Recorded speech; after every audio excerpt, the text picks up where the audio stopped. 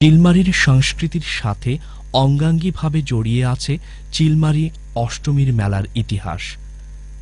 রাম রহিমের সত্যিকারের চারণভূমি এই চিলমারী।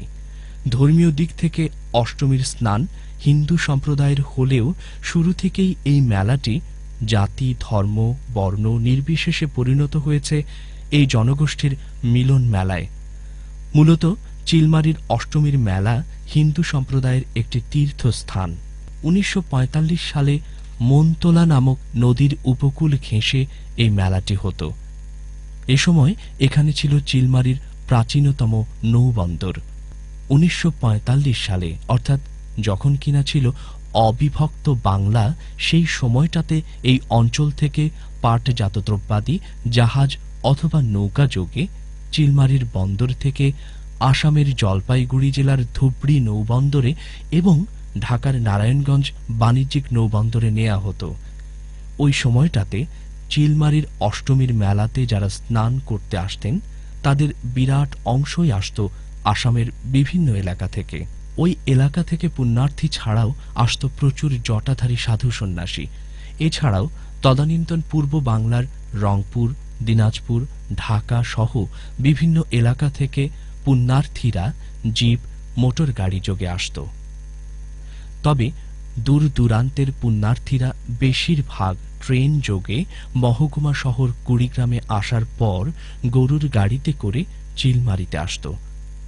প্রতি বছর চৈত্র মাসের শুক্লপক্ষের অষ্টমী দিনে এই মেলাটি হয় বলে মেলাটি নামকরণ করা হয়েছে অষ্টমীর মেলা। যমদগ্নি ছিলেন একজন গুণী ঋষি।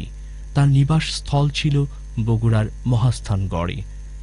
একদিন যমদগ্নি ঋষি তাঁর পুত্র ভৃগুরামকে আদেশ করলেন তার মা চার ভ্রাতাকে কুঠার দিয়ে হত্যা করতে। পিতার এহেন অমানবিক নির্দেশ শুনে ভৃগুরাম কিংকর্তব্য বিমূঢ় হয়ে গেলেন। কিন্তু কিছুই করবার নাই, পিতৃ আদেশ পালন করতেই হবে।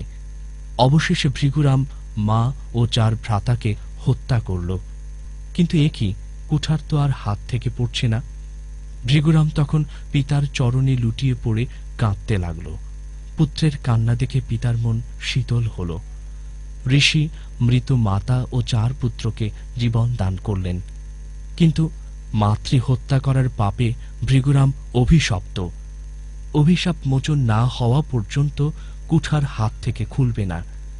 অবশেষে পাপ মোচনের জন্য পিতৃ পরামর্শ ওই কুঠার হাতে নিয়ে সমস্ত পীঠস্থান ভ্রমণ করতে হবে এবং ভ্রমণ শেষে যেতে হবে কৌশলের বিষ্ণুদশা নামে পরিচিত দ্বিজের নিকট। তিনি এ অভিশাপ মোচনের পথ দেখিয়ে দিবেন।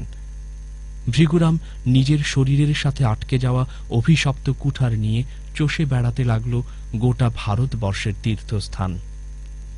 এভাবেই ঘুরতে ঘুরতে একসময় সে পৌঁছল কৌশলের দ্বিজ বিষ্ণুদশার নিকট।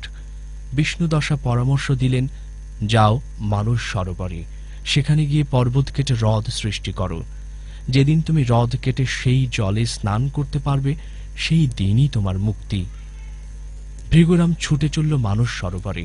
বিরামহীন পর্বত কেটে একদিন ব্রহ্মপুত্র হ্রদ সৃষ্টি করল, আর সেই জলের স্রোতে ডুবে গেল ভৃগুরাম। কথিত আছে ভৃগুরাম পর্বতের পাদদেশে ডুবে যাবার পর চিলমারী উপজেলার ব্রহ্মপুত্র নদের ত্রিস্রোতের মাঝে ভেসে ওঠেন এবং তার হাতের কুঠার খুলে যায়। ভৃগুরাম মাতৃহত্যার অভিশাপ থেকে মুক্তি পান। ওই দিনটি ছিল চৈত্র মাসের শুক্লপক্ষের অষ্টমী তিথি।